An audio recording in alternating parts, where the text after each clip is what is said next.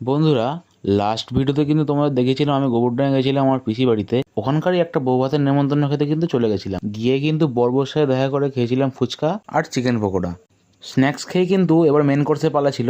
আর রাতের খাওয়ার আয়োজনটা কিন্তু ছিল বিয়ে বাড়ির থেকে কিছুটা দূরে। যাই হোক, গিয়ে টেবিলে বসে পড়েছিলাম।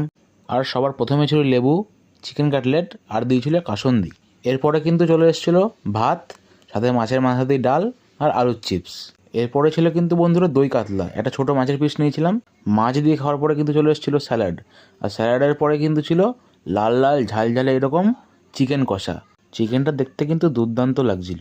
এরপরে দিয়ে গেছিলো চাটনি আর পাঁপড়।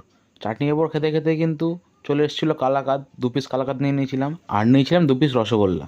খাওয়া দাওয়া কিন্তু প্রায় শেষ, তাই আইসক্রিম দিয়ে গেছিলো। যাই হোক, আমি খাওয়া দাওয়া করে হাত ধুয়ে বাড়ি যাই, আর তোমরা সাপোর্ট করে যাও। টাটা।